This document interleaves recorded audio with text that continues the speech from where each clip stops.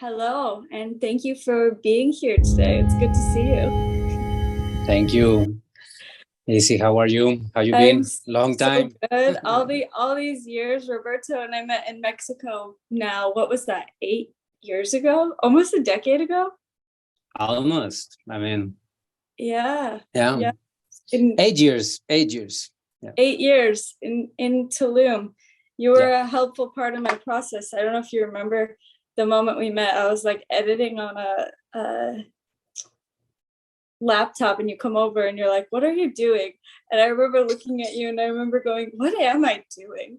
Like, I need to be right now. I was like all in my computer, and you Yeah. just like reflected back this moment of like, just be present. Like, Well, we hey, just be like like just be embrace. And but yeah, so for anyone watching, do you want to give a little synopsis about yourself and who you Sure. are? Yeah. Yeah. So my name is Roberto Cerda, and I am the founder of a social innovation campaign called Restore Coral, Coral Restoration, basically Restore Coral. And our theory of change is that by using social innovation and global emerging technologies, we can accelerate the regeneration of the Mesoamerican reef, mainly on the Caribbean region, in the Mexican Caribbean. And since 2015, that's when we met. Um, through different techniques of social innovation, like soft power, occupation of the space. That's to gain power of negotiation. Also, hostile negotiation tactics, because you're in a hostile environment to promote and push these so-called philanthropic ideas. Now the conversation has updated into, it's not just philanthropic, it's actually good for business, because there will be no business without it. Yeah. But the important actions that we successfully implemented over there, I will say that the main one was a digital gap reduction program of virtual reality with environmental education for coastal communities, rural communities. So we took all these kids of rural school Mayans into a virtual dive in, and watching the planet as a whole, and then diving in the marine ecosystem. Even people who are from there haven't really had the chance to scuba dive. Scuba diving is an expensive sport. Only 1% of the population, 2% of the population has access to it. So it was important to bring more people underwater, but without damaging the marine ecosystem. So we did that, and that unfold into basically some sort of validation by the state government regarding like reaching out to 5,000 kids and all that. And with that leverage, we introduced an idea called one vote, one coral. So for each vote on the elections of Quintana Roo 2016, the winner will commit to plant, to seed one coral colony. So each coral colony has 24 coral units. And the commitment was, basically the candidate, Carlos, the governor who was elected, the candidate who was elected governor, he got 260,000 votes. So that was 260,000 coral colonies, which is 6,240,000 coral units. So that was like a big buzz, at the time was like the world record of like public commitments towards coral restoration. Yeah. Unfortunately, and something that has been part of the learning and growing process, to be quite honest, the it didn't happen. The governor didn't fund it, the program. The local institutions who work on coral restoration that have been established for many years, and they fight over the resources. So we were witnessing have the institutional crisis of Mexico, link it to corruption, public servants that hate to be public servants. They just love to have some power, and what they want to do with that power is basically get some money, So it's like suddenly you're having this wake up moment, like, oh, so it's not an environmental battle, it's a cultural battle, and but we successfully speed up all those process. Actually, after that there was also an insurance scheme, like for every time a hurricane comes in, it will be repair. But we start betting on civic society and really capacity building programs for different NGOs and local communities. So that was very good. Isn't that interesting? Yeah. Tell me. Isn't that interesting what you said about like it being not just an environmental problem, but a cultural problem? And I'm curious from your perception and even from like a universal standpoint, like one, how you feel the two are interconnected. And then I want to go back after that and break down for people like who are watching this, who are like, well, what's going on with the coral reefs? Like just lay it like very basic terms of what's happening. But before that, I'm curious in your perception, like, how do you think the two are interconnected, and how could you see that evolving to a space where, we step into more harmful? Well, I think that it all has to do with the paradigm and the way that you see humanity related with the planet, the world. There are two main lines of thought. One that evolves from the Greek Roman civilization and mythology, in which nature and biodiversity are, basically like a gift to men. So men are separate from the, nature and biodiversity to dispose at will, and the other paradigm is the Gaia concept, in which mankind is, part indivisible. There is no way to divide it, of nature, and that nature is an ecosystem in which mankind relay and depends absolutely of. So in one paradigm, you can, take whatever you want, from nature, and there will be basically no consequences. It's meant to be done. And in the other one, you kind of have to consider the holistic, dynamics of the ecosystem.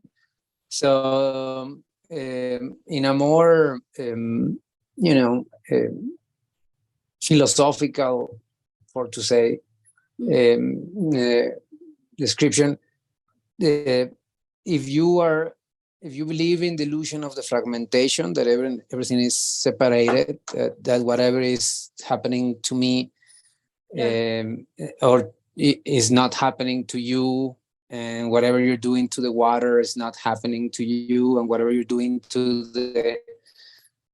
anything, is like, it's not you. So, but there are some of us that like to believe in the entanglement of reality, in that oneness. And for many years, and the status quo has been to explode nature and biodiversity, and that's how we create an economy. Like every product that we have, everything that is neither made of plastic, any electronic, anything, it has a process of extraction, transformation, and then commercialization. So all of this is made sometimes, like still today using exploitation neither of humans or nature or something. So let's call it, according to the Asian people, this is not the first time that this has happened. So the most selfish and greedy and humans have been pushed the boundaries of the physical and chemical balance of the ecosystem of the planet. And if we keep pushing in that direction, just by changing a couple degrees on temperature, or the pH, the acidification levels on the water also changes, what it will happen is a massive adjustment on life on Earth. So I don't want to say that we need to save nature, because nature will save itself. I mean, there's nothing more powerful and more magnificent than life and nature and all that. So it will just be like another phase of the Earth in which just a consolidated species find extinction, because the conditions in which this species needs to live have changed completely. So in my personal view, and why I decided to join into the coral restoration battle, it has to do first, it was to find something that has a strategic position. And the coral, well, 1.2 billion people depends directly as a source of food or income and globally. And then is the base of sustains the entire ecosystem. So 25% of marine life depends on the coral, and it's also an important contributor to carbon sequestration and oxygen generation. So basically, let's call it like the coral are like the mushrooms, like the mycelium of the ocean. Is completely interconnected and is the best natural like thermometer or health indicator of the marine environment. So by focusing my work on that, it allows me to interact with the biodiversity groups, with the climate change groups, with the cleaning ocean groups, So that was important. But in the end, what I really want is that these people who are in the front lines, all these coastal communities, Mayans and Afro-descendant, and, just like rural, they have a chance to adapt and like not only be resilient but also generate an income from the climate change economy that pays them to regenerate their own hometowns and give them back the pride of being from that land and being the protectors of that land. Because what is happening in places like Tulum, in the whole Caribbean, is displacement of these Mayan groups, the privatization of all of the beautiful beaches that they used to belong to the Mayan communities. And Mayans don't want to speak, like the new generations don't want to speak Mayan. They just want to speak English and Spanish. Like all the tourists offer like promotes and sells these shows of the Mayan gastronomy and the Mayan wedding and the Mayan show, but it's just a show, it's like what happened in Hawaii, that for example, the hula, that is some of the most sacred spiritual and disciplines that are on the Pacific nations. It went completely sexualized and reduced to a tourism experience with a Mai Tai and a sexy Hawaiian girl dancing the hips, when it's truly, like how they preserve their myth, their culture, their arts, their knowledge of nature, the ways of their community. And it's exactly what is happening here. So tourism, it is indeed a form of colonialism. If there is this cognitive bias of, that is still, live in most of the industrialized nations. And it has to do with like really placing at the core trade interests, commercial interests, like monetary interests, and suddenly you have societies that are pretty much just selling and buying something, no? And these very people are the ones who are getting like access to tremendous, like powerful technologies, but they still using it with these cognitive biases. So it's not the same to use robotics for military purposes than to use robotics for regenerative purposes. Like in the end, technology are tools, and yes, the Anglo, European, Austrian, groups have mastered the creation of technology. When you compare, to give you an example, like in Latin America, we were a profoundly spiritual people. Like there was no separation between science, art, spirituality, nature. It was the same thing. Like if you see any pyramids, they have scientific, artistic, and is reflecting nature, and it's beautiful, and it's like super cool. Like so because there was no fragmentation.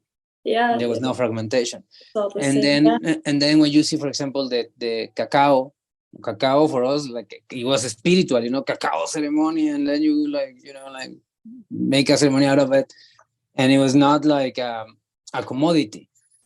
And when the European approach appeared and they took chocolate, they took cacao, they invented chocolate, and no one can tell you that Swiss chocolate or like European made chocolate is not amazing, but they truly made it into this specific commodity, just to talk about something, let's not talk about like the invention of weapons, because that's truly that what really changed the world order. It unified Japan, it unified Africa, it unified Hawaii, like every group that got access to the early trade of weapons changed completely the balance of those regions and redefined the history of those regions. So what we're watching today is like all of these, high tech, conversations of this is how we're going to save the world. But the people who are like using it, they're still, having this cognitive conditioning and this cognitive bias of colonialism, imperialism, market oriented, and of course everybody wants to be rich. Like physicians, they used to want to save lives. Now they want to go become doctors to become rich. Absolutely. And it's happening in the environmental sector as well. So it's really a multidimensional issue that as long as we keep just trying to fix the symptoms and not really focusing on what is the disease that is causing all of these problems, then we will be just, we'll be just denying the truth, like just aiming to have like some sort of a never-ending contract of fixing something that people are going to keep messing with it, and you'll be happily, comfortable, but like not really solving anything. So so that's why I call it a cultural battle, because if the paradigm of unity and compassion and peace and freedom and acceptance and, respect and all of that. If you apply that to yourself, to the ones who surround you, and then, to the world, of course, if you are like a big CEO of a oil company, you will do the right thing. Yes. You will not prioritize the selfish interest, over the common good and all that. So if you are a company, you will be pushing the transition to be as sustainable as you can. If you are, so it's truly the environmental crisis, the biodiversity crisis, is due to the spiritual and consciousness and family and value crisis that we're experiencing today in the world, and so it's just another reflection of the state of the mind of mankind today in this generation. As above, so below. It really is a internal shift that, as that occurs within ourselves and within all people, we will experience the health of our ecosystem, of our nature. Because it's connected, and I love what you said is like the technologies can help, but if there's the cognitive bias, it's like, how is it used, right? Even with things like AI and all of that coming online, the energy and the space from which it is used will determine how it is used. And I think it has great potential to be conscious, to help solve things from the right space. That is why it's so important to occupy an space on these conversations. Because if you don't bring that other perspective to the table of negotiation, to the ethic committees, to the but to be quite frankly, what is really exhausting is, it's like the charade, like everything is like, how can I say, like, I was joking with a friend, like, I'm done of, just being cool, let's get real, because this is something that, if we keep pursuing the approval, like this society has become junkies of approval, so it's like everyone that comes to Tulum is talking about the consciousness and environment and spirituality. It's on fashion, but when you really translate that into action and really doing the right thing, and okay, whatever I do, I'm gonna generate more positive outcome than what I need to exist, and then the walking, the talking, goes away. And then you see people like, highly trained, like the new generation of achievers of America, Ivy League, all of that, like, wow, they have access to the highest, technology resources available out there, and they have something to prove to them, to their families, to the world. And it's like, first I get rich and then I do the right thing, It's like, so it's very important to recognize that that one of the greatest threats that we have today in the environmental community is the translation of the market practices into something that it should be a matter of, human rights, humanitarian, absolutely humanitarian. And just a matter of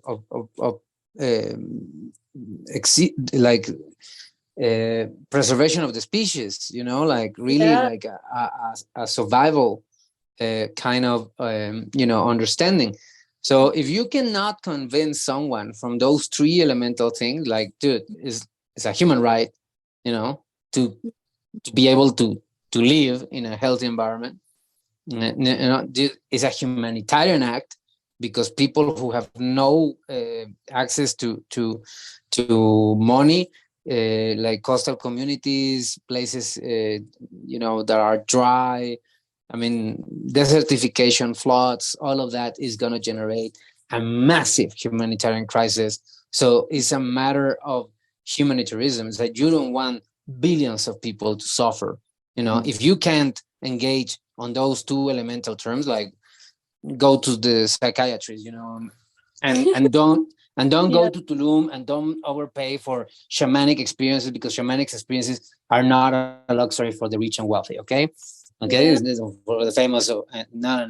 You're not getting the whole picture, because if people get like super rich and now like, oh, now it's a trend to do ayahuasca, and like, my shaman in California told me that I can, that's not the way, like, it is like cultural appropriation happening also on the spiritual practices of the I like what you said too about that. I think is really a part of that is that seeking for external validation, because no matter what you're doing, whether it's a shamanic journey or this and that, if you're doing it from a place of seeking that external validation or being cool or going outside of yourself, it's like that's what you're going to get back.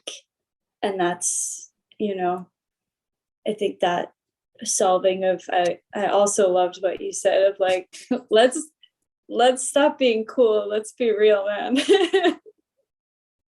To be honest, like, on what I understand regarding spirituality, it's not to look more beautiful, it's actually to don't care about it. You are fulfilled with what you are, and you pursued no approval or identity or anything. Exactly what it is to be human, and what we all have in common, this consciousness that lives in this body of 99% water particles. So like, we have to, like, like, in my perspective, after 8 years of work intensively, in both in the lobby, law, legal dimension, and the grassroots fishermen, scuba divers, restoration in the reef, I'm telling you that the same problem is within the selfishness, and ego, control, power, money driven, oriented achievers. I think that it's great to have achievers. I think that achievers have always pushed civilization forward, but let's channelize it to something more meaningful and to resonate on the moment of this era. I don't think that, like, like, my great grandfather was on the revolution, so that was the most important thing to be doing on his time and his place, to be a part of the revolution. After the revolution, there was the need of building a nation, and like, my grandfather was an architect, and then it was the 60s, 70s, and art and spirituality and peace and love. That was the most important thing. And my father was a musician, spiritual person. It wasn't that moment of the generation. And now I think that the most important thing of our generation is actually to achieve peace as well, of course, because none of this will be happening if we truly live in a world of peace, and the protection of the support system of mankind. So whatever we think that we're doing, that is more important. And in the end, what happens? You saw all these people wealthy in Tulum, and you've been in Ibiza and in places like, all the high-end people goes there, and the only thing that they want to be doing is like basically being in nature, eat well, and be naked, which is like, free for everyone. Like, yes, exactly. It's the basic. So the issue has to do with those who are being left behind in the poverty level, which is the majority, who wants to achieve an idea of progress and success that is based on a Western, basically European, Eurocentered, and like American dream view of consumerism. Yeah. And if we let this bottom of the pyramid have the power of consumption of a first world nation, like of a developing region, the planet won't be able to hold it, And to be honest, like I just spent 1 year and 9 months in the US, in Hawaii, and I must say that I was very impressed of how violent the economy is in the US, in the sense of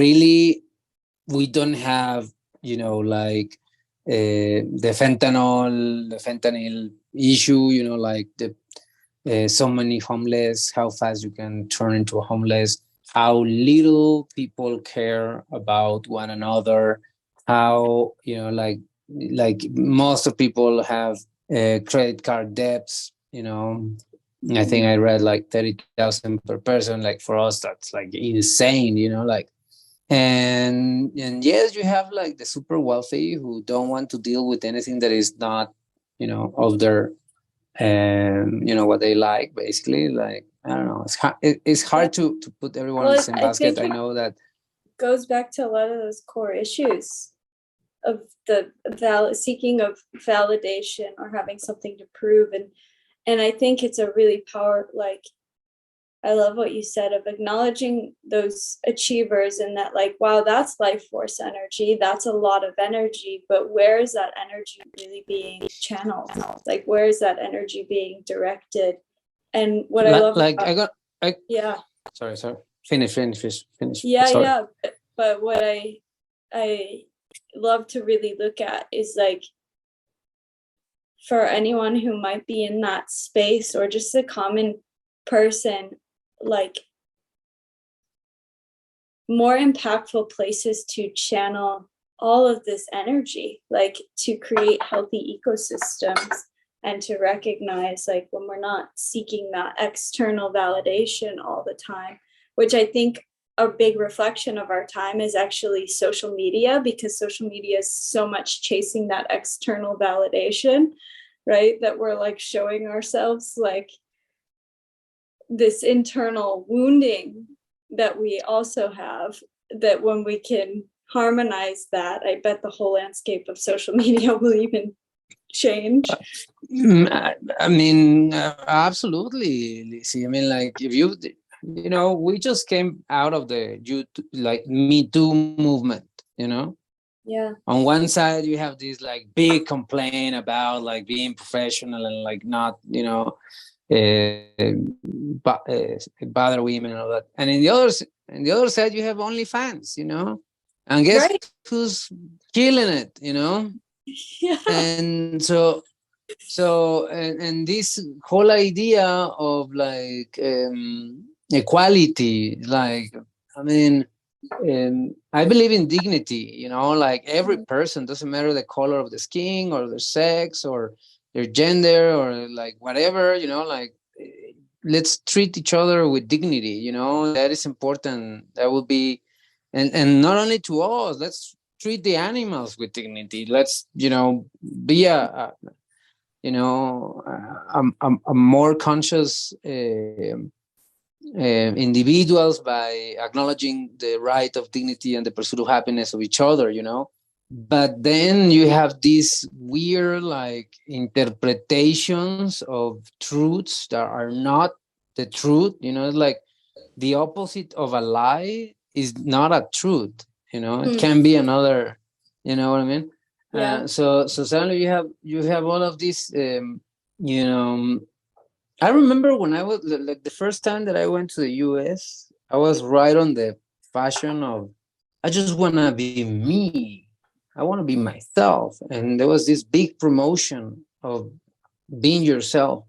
And next thing, you know, the idea is great, Yeah. but then you encounter an offer: skater, emo, gothic, preppy, blah blah blah blah, and people suddenly start to like navigate on those things, you know, like you know, I think there's the same with gender equality, you know, like gender equality is a great idea, you know, of course, but then you have like these labels that you have to like put yourself on a, you know, and for those who can't, Box. then Yeah. it's like fluid, you know, like, you Yeah. know, and then like and then it's like and then like I don't even, you know, feel that, oh, then pansexual or like, you know, You're but the still truth trying to is, box it. Yeah.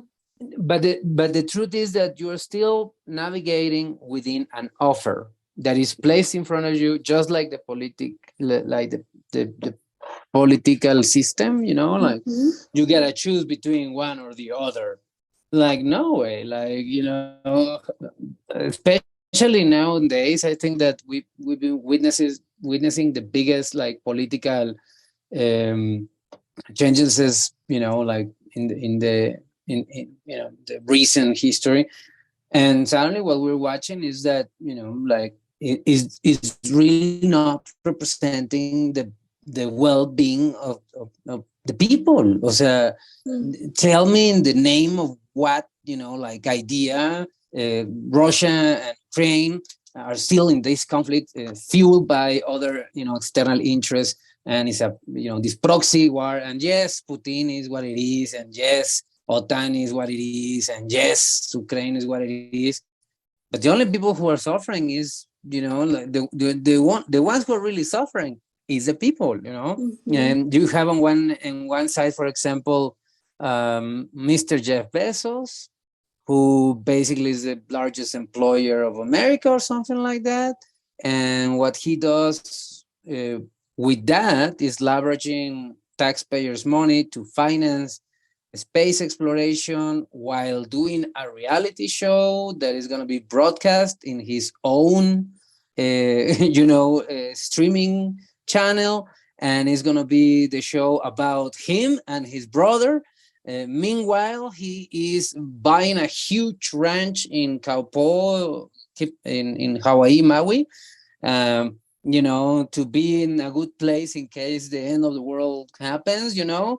And in the meantime, Amazon has put more plastic in the planet during the COVID period of time than, you know, never in the history. You know, like you can literally just with the COVID season, you can make pillows of plastic all around the globe. You know, so as long as we live in a society that what is the only thing that they respect is money, doesn't matter how they do it, Mm-hmm. and there's Yeah. going to be still a whole bunch of like, you know, like just people clapping about that, you know. Why? Because everybody wants to be like, you know, get a share of him, you know. As long as we keep giving our power to that system, you know, Mm-hmm. that is absolutely rip apart the core of human civilization, which is our understanding of, you know, nature and the spirituality that comes with that. Because, Yeah. you know, like I think that's why Latin America, and I don't know too much about Africa. I don't want to like overstep on my opinions, um, but definitely Latin America might be the hope of humanity, because we haven't lost our connection with nature. We're still Yeah. children of nature, and nature connects you with the spirituality. And if you are in spirituality, spirituality connects you with nature. and history on this region connects you with nature, connects you with the spirituality. So Mhm. suddenly you have an acknowledgement of this, and also the integration of the, let's call it the, Greek, Roman, Western civilization, and the game, the rules of the game that we are playing it. And we are realizing that no, we don't want to have the same path than America or than Europe. We want to have a path that integrates our past, dignifies our past, and we can create a more sustainable future in a very young society. We are like, the average is like, I think like 28, the average citizen age of Latin America. So we're young, we're still like healthy, reproductive, people. And I think that that's what it needs to be embedded and integrated in the global conversation. Yeah. That if you really put in context what we used to not need plastic. Like my grandmom was a living example of plastic-free person, and she will use some banana leaves and corn leaves and other very smart, ingenious things. And now it's like, it seems like we need to from plastic to something like plastic made of nature. And it was like, dude, that was exactly what we were using before. Like now we're moving from agriculture practices with chemistry made out of like fertilizer made out of oil, and that's also what is hitting the rivers and the oceans and polluting and killing the reefs, and we need to change that into organic fertilizers, and then it's like, dude, that's exactly how we were used to practice agriculture, like there is an entire like culture around, so I think it's a little bit of like, yes, embracing the modernity and the tools and all of that, but with also acknowledging the past. And we really need to focus on a more humanitarian approach to the whole thing. Because if you really leave it to the science, like in my experience, scientific people might be, awesome on like the study of one specific thing, but they can be very immature on other, very important dimensions of the character and the personality, and truly, the ground in which they take decisions, So I think it comes back to that whole like cognitive bias space. Like if you're doing science, like what's going on with you internally? What are you valuing? What are you even looking at? And how are you perceiving the experiment? Because that's going to dictate the results. And so like, is the science coming from that place that values the good of all creation, or what is that science really stewarding forward? And I think as you speak, especially in the Western civilization,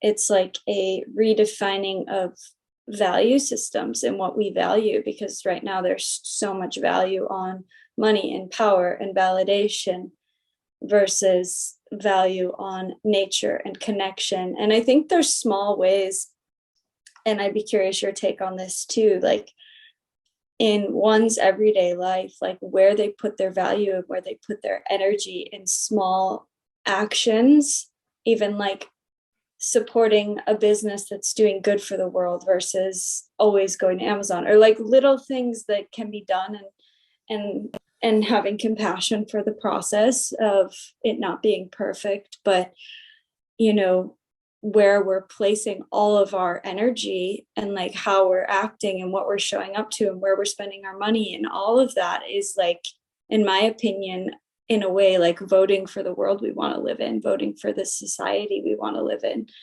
And I'm curious your thoughts on that. And then what are ways that you feel like people could, take actions in their life to create this more harmonious, connected world? And then also, what are ways that people could support the initiatives that you're working on with the ocean? Well, to begin with, I think that is gaining control of your own life, your own body.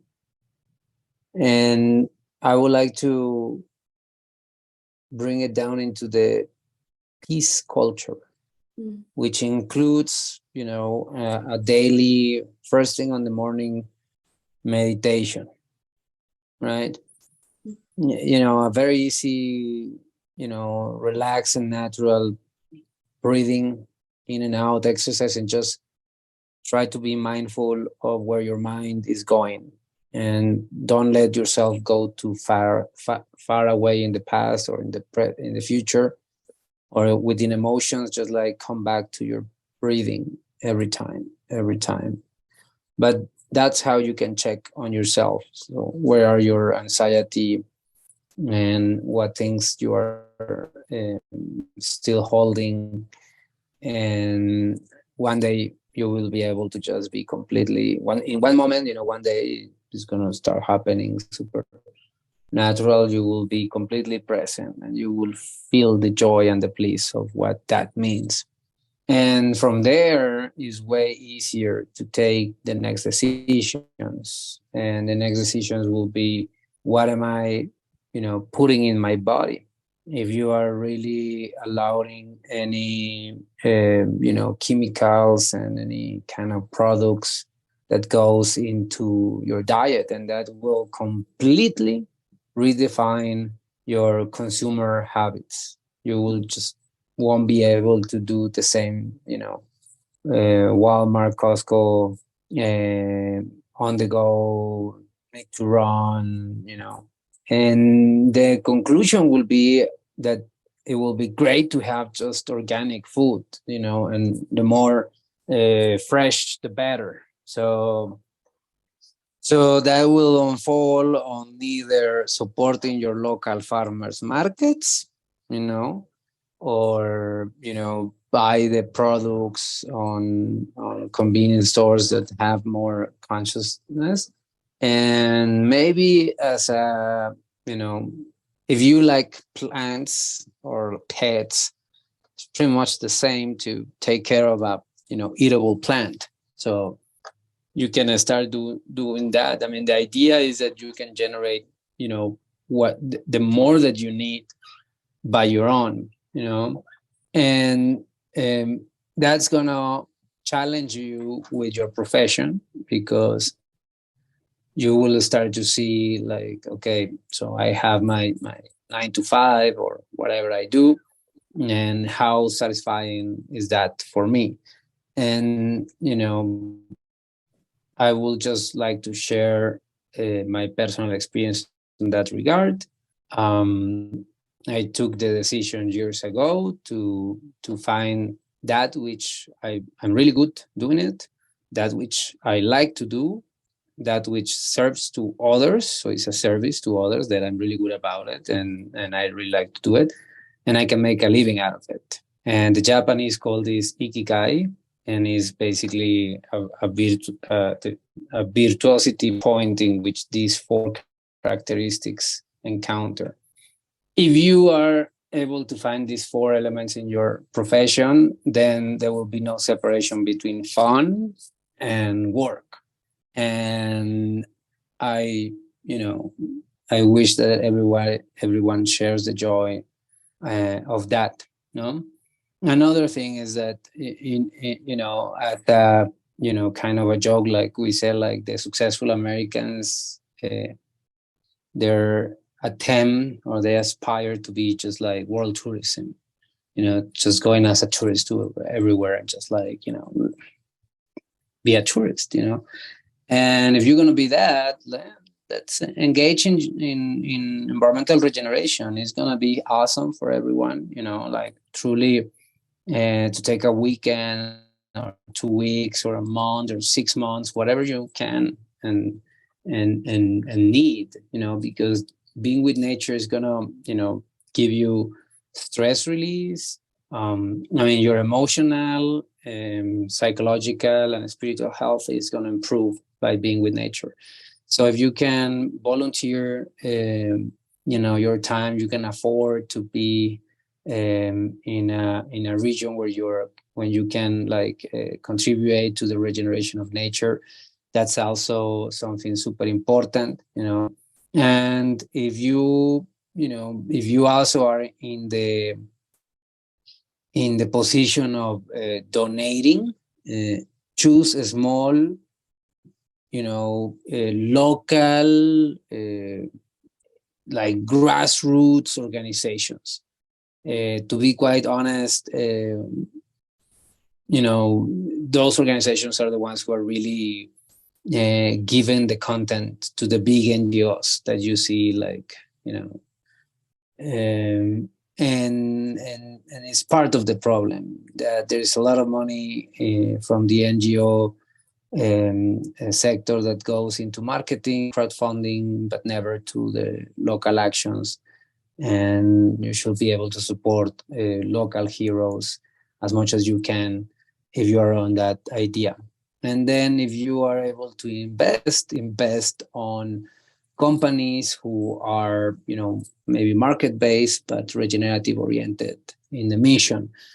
And that will basically, tap on the different levels of the, American society or the Western society, let's call it. If you are already in the position to be an investor, invest on that. If you are in the position of making a donation, make a donation on grassroots operations like, ultra local. If you can, dedicate some time for, like sponsor yourself to do something that is not just like the gratification of the senses or the, hedonism. But being in nature is very, is very good and is lovely. Anyway, but the point is that you can also put yourself on the position so you can really learn by doing, and this will bring a lot of wealth to your personal experience. And if you can do that, at least, try to buy from the, healthiest products available on the market, and try to make an effort of have your own food. It's crazy when you start, like, you realize that it's so easy, like, it's like, oh, wow, so I can have pineapples every time I want, celery and stuff like that. But, but if you can't do all of those things, just focus on first thing on the morning meditation, pay attention, bring your awareness into your breath, relax it, don't push it, no anything, just pay attention of where your mind is going, then come back to your breath, and come back to your breath, and come back to your breath, and 15 minutes a day, and by the end, just give thanks for everything that you can imagine, and that will change dramatically your life, and you will be in the right place to take the right decisions. It doesn't matter in which industry, in which sector, in which position you are, You will move from being a Karen and like, oh my God, there's people around, to be a loving, compassive, understanding, why is this person like really, like, when you're present. Exactly. So I think that will be my advice for a daily base, whatever. And if anybody wants to support what I'm doing, what we are doing, because of course, I have I'm nothing without the people that supports all of these intentions and programs, and all my colleagues and collaborators. I say that I am not the boss of anyone, but if I lead with example. So I have to put myself on the same, effort level and outcomes levels. So we have, in Restore Coral, restorecoral.org, or Restore Coral in Instagram and Facebook and all the networks. You can find the links to maybe adopt a coral, or come over in holidays and scuba dive and become a restoration diver. That is super cool. Or finance the research for antibacterials of the stony coral tissue loss disease, or finance, citizen observatory of the health of the planet, and that we all need to know what is truly the current state of health of the planet. And I will, to conclude, thank you for the space, Lindsay. Lizzie, thank you for the space and the patience. But anyway, to conclude, all the science says that the climate adjustment is inevitable. So, I don't think that there will be too much of a difference,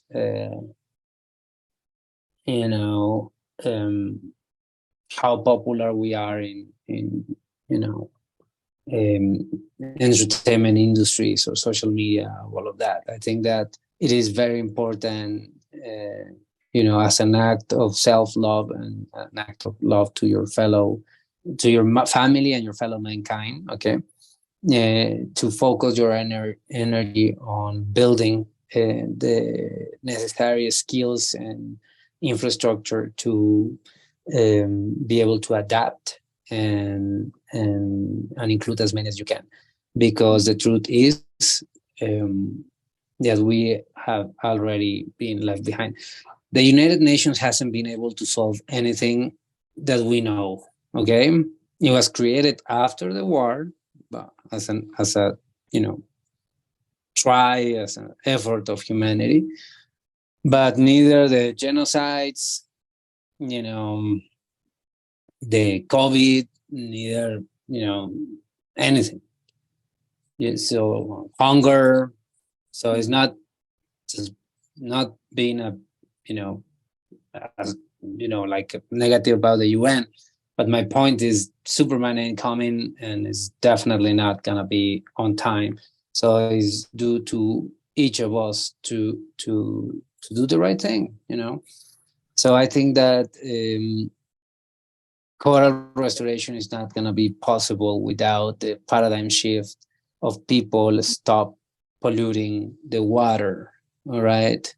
And to give you a very, important action that all of your audience and your community should be taking is make some noise about Fukushima radioactivity leak, like dump on the water, because that's going to run into the currents of the Pacific and it's going to hit the coast of the US and Mexico.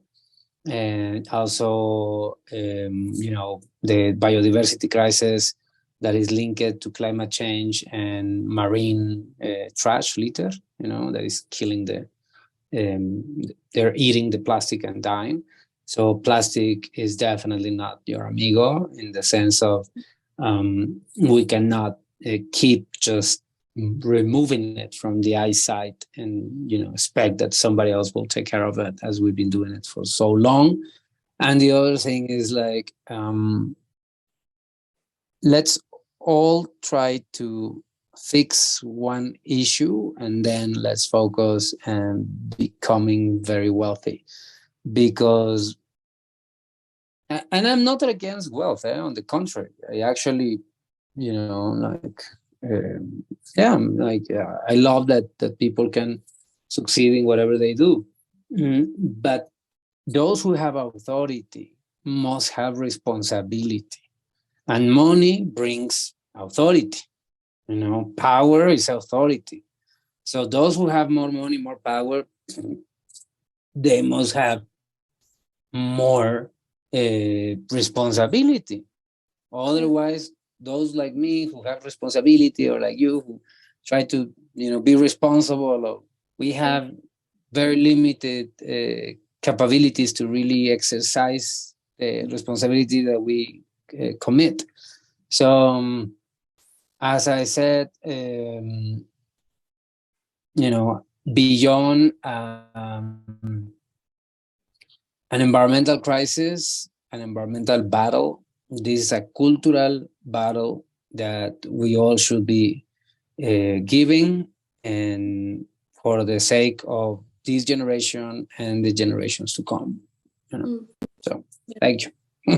Well said. Thank you for your heart and your care, and you're bringing it back to the simplicity of self, and each person starting with themselves, really. and the way you broke everything down, I super appreciate. So I'll put all of the links that you said below if people want to check out what you're doing and support all of that. And yeah, super grateful. Thank you for being here, chatting, and all that you are. Thank you. But I have one request. Yes. You, Lizzie, need to come back to Mexico, get on the scuba gear, and plant a coral. So that's a hands-on activity that it will give you the necessary motivation to carry on with a lot of what you're doing. I would love to do that. Is that where do you where do you do that? Well, neither in the Caribbean or in the Pacific or on the Sea of Cortez. Yeah, we have multiple locations. So ready when you are, and bring a group. Yeah. Are you in LA right now? I'm in LA. Or? Yeah. Hmm? Is there? Well, I'm sure LA people can get a good doses of coral restoration. They will like it. Yeah, totally. And yes, I can't wait to be back in Mexico too. Mi amor is in Mexico. My heart. My love is corazón. Mi corazón. Oh no, I mean, yo necesito practicar español. And you remember we're able to share traditional Toltec temazcal ceremony, in which we were even able to do the picking of the plants to make the beds, and that was really original.